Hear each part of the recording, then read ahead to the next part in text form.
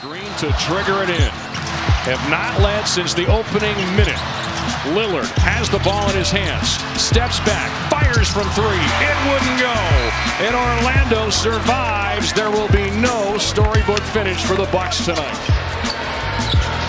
Rollins will float it up, and it'll go down. Rollins, nice little flurry down the stretch, but it's all Cleveland in the fourth.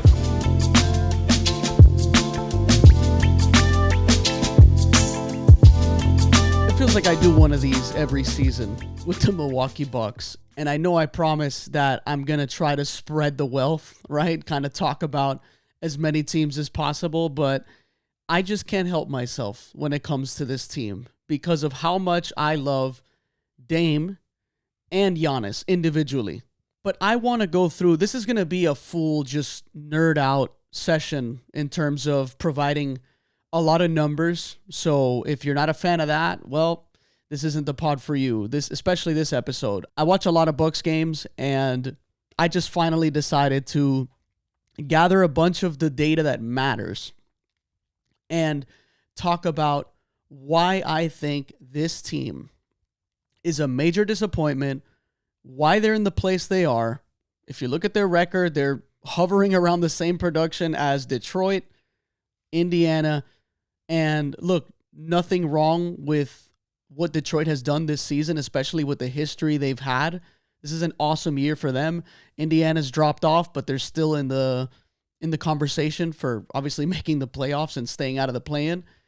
But that's not where the Milwaukee Bucks saw themselves at this point in the season. If you ask them where they would be before they started the year, right? Before they start any season, especially when they just added Damian Lillard to this team a year ago. So 11-15, and I'm just going to read some of the stuff out here.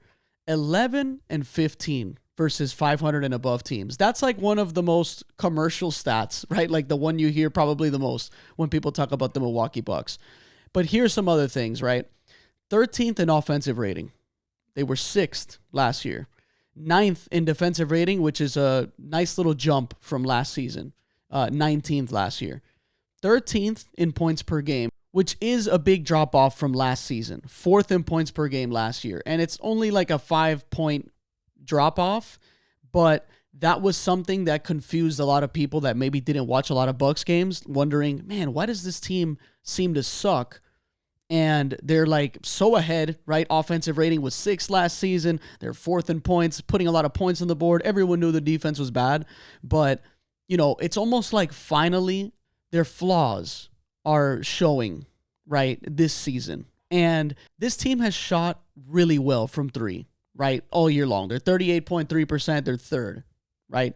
That is something that they can always hang their hat on in terms of staying in a game, right? They're always going to be able to get someone the ball that can actually knock down a shot. And that is very important when you are trying to compete with some of these powerhouse offenses, especially in your conference, like the Celtics, the Cavs. Obviously, you know, you got a guy like Giannis who you can give the ball to and he can get in the paint and do all the things that Giannis does, as limited as he is offensively. You got a guy like Dame, you can give him the ball, he'll deliver for you, right, sometimes.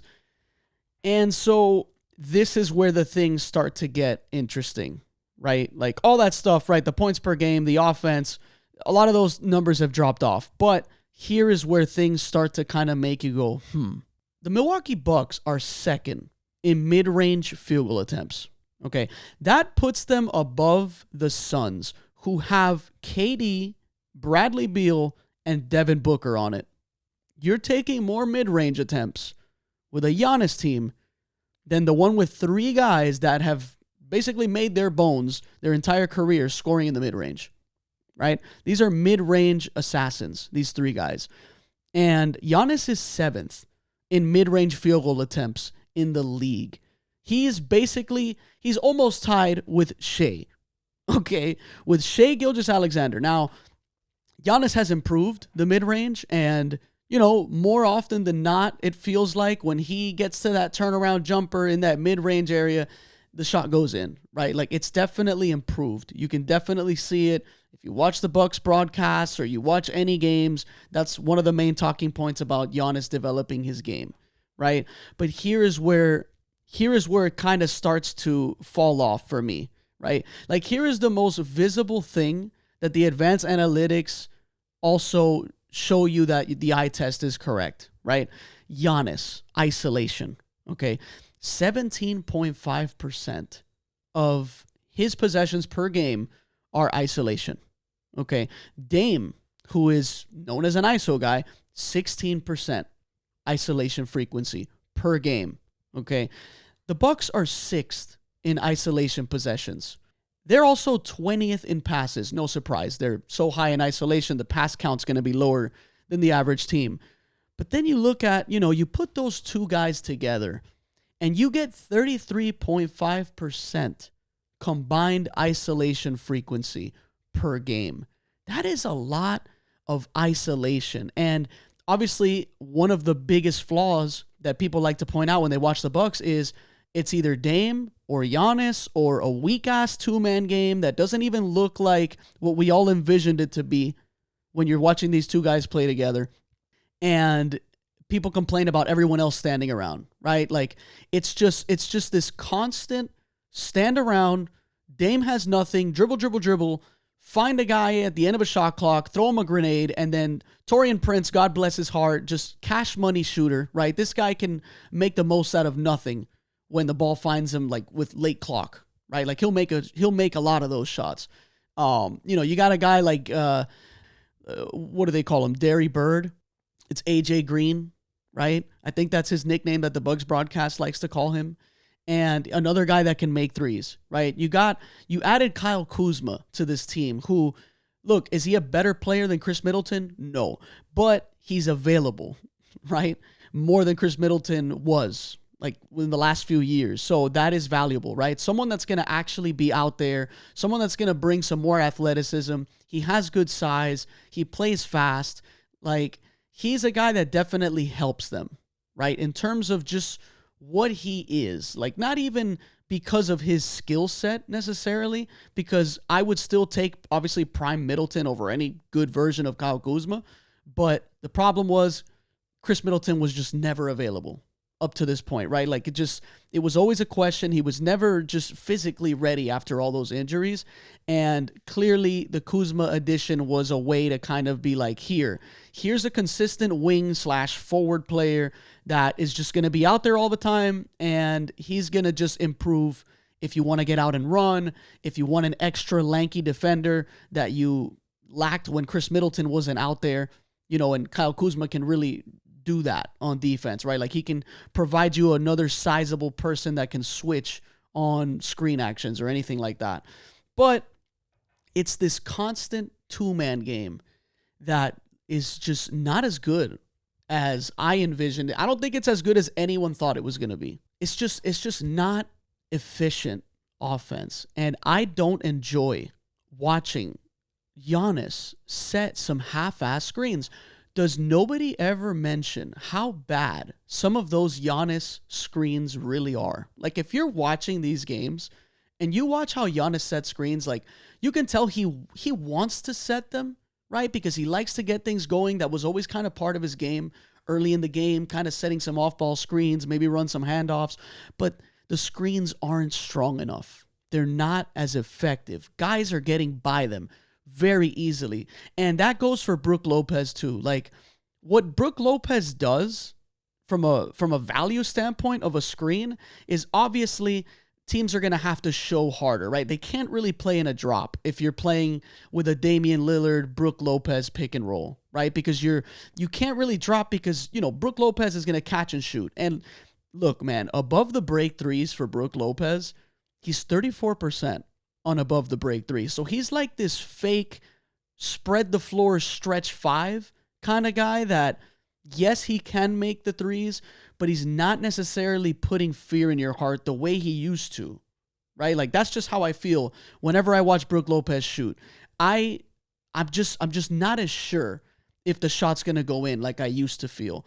And look, corner threes, he's at 56% total. That's both corners, which is great, right? But if you go look at his shot map, that's the only place that he shoots well from three.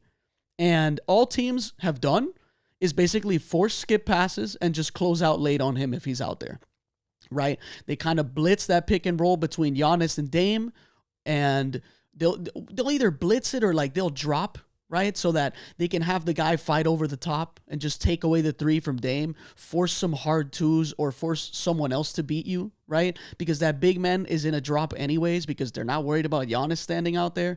And it just makes for a cluttered paint for Dame to try to get into. And then you're kicking it out, and you're kicking it out to someone that's been standing out there for who knows how long because Dame's just dribble, right? You also get these just isolation plays where Giannis is backing a guy down.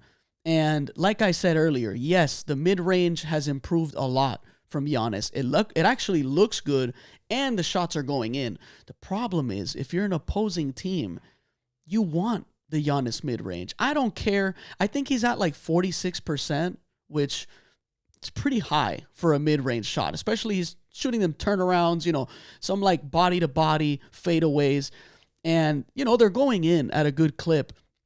But if you're a team, that's good, right? Like, you don't want Giannis in the paint, right? And, like, if he is in the paint, guys are just fouling him, right? Like, get to the free throw line. You know what I mean? And you're hurting him in that sense, right? Because he's not really a knockdown free throw shooter either. So he kind of plays into your hands when he's taking these fadeaway mid-range shots. You live with whatever ones he's going to make as long as he's not in that paint causing problems, right? And so that leaves Brook Lopez just standing out, and guys can cheat away from him and help, right? Because he's not lighting you up from above the break threes. So you can kind of cheat away, which teams do, and then they just late close out on Brook Lopez and just play the percentage game because I think he's like a 36% three-point shooter right now. I didn't actually write down the total.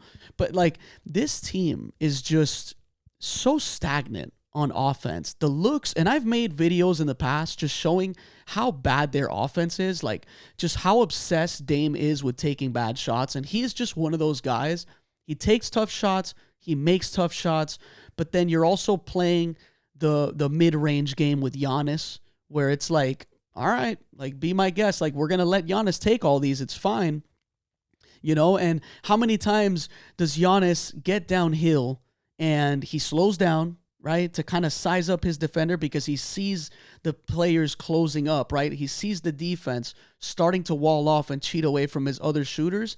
And, it kind of delays their offense a little bit, right? Because Giannis is just an extra second late to make that kick out. And sometimes he overthrows it and it's a turnover. He's also pretty sloppy when it comes to making passes. And speaking of sloppy, like Damian Lillard in that pick and roll game, with Giannis specifically, he throws away a lot of passes, hitting Giannis in the leg.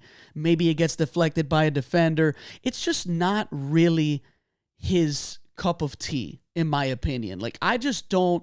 Dame is a playmaker through his scoring ability, right? He's not a natural, like, pick and roll passing guard, right? Like, he can rack up assists like that because he is good, but you could just tell that he is just like, he's not comfortable out there, right? Like, there's always this sense when I watch these Bucks that it's like, it's Giannis kind of looking over his shoulder, kind of making sure that, Dame doesn't feel like he's being left out, or Giannis doesn't feel like he's being left out, like if Dame has the ball. It's just that constant kind of tension that you can see from the outside. And I don't know, man. Like, it's just a bad team on offense. It's a very confusing situation, and it's a weird experience because, oh my God, here are all these 3-point shooters, even a 3-point shooting center, right? Even if he shoots league average, right, from 3, he's still considered a stretch 5, right? And he is one that you think the shot may go in when he takes it. He's not like this guy that you're like, that's not going in. You do know that when Brooks shoots it, there's a chance it's going to fall, right? Like, I don't think we're going to debate that part, even if he's not this hyper-efficient 3-point shooter. So he's got all this spacing with multiple guys, like a Gary Trent Jr., who's a little streaky, and, Taurean Prince and AJ Green and all those other guys I've mentioned, obviously Dame. And they just can't get good looks. And like I said, the screen setting, it's weak from everyone, right? Like the screens get no separation. They don't seal off defenders well enough. So all these shots the Bucks take, for the most part, they always look contested. They always look tough. And then you mix in those bad shots that Dame likes to take, which, I don't know, I feel like it's the majority of the shots he takes. And he's constantly arguing and complaining with the refs about the continuation shooting foul. Like when he's coming around the on-ball screen and he just stops in his tracks to catch the defender on his side to take the shot. And the refs aren't calling that as often. And he still tries to hunt for them. And a lot of times they foul him, but it's an on the floor foul. So like they don't give him the shooting foul, or he ends up shooting it. The defender ends up like kind of making a little bit of contact, but doesn't really make enough contact for the ref to blow the whistle. And now it's just a bad shot by Dame, right? And they're going the other way. So the team is sloppy. I don't like how they look on offense. And I think it's safe to say that this experiment between Giannis and Dame is a disaster. And I'm willing to just say it now. I know people are going to say, wait till the playoffs, wait till they play healthy together in the postseason. That's all fair stuff to say. But I think I'm comfortable enough watching so many of these games just and seeing where they're at right now compared to the top teams they're going to have to go through. And yes, they have a chance because, look, man, you have Giannis. This guy drops 30 points a game, right? Just routinely scores 30. You got Dame who can go off for however many points, right? Like this guy can just do some crazy things in the clutch. We know about Dame time. We know the potential this team has because of their three-point shooting, the spacing that they have. And at the end of the day, yes, they have some decent size all throughout that they can kind of, make things pretty troublesome for the opposing teams. And if they catch fire from outside, they can definitely compete with almost any team out there. I just don't like that their degree of difficulty on the shots they take seems to be a lot higher than all the other teams that we're considering contenders. And that's all I wanted to say. Just wanted to talk about the Bucks on this one because 36-27, we're in March right now, just doesn't feel like a team that's really going to get to the finals, which is obviously the ultimate goal of a Giannis Damian Lillard team.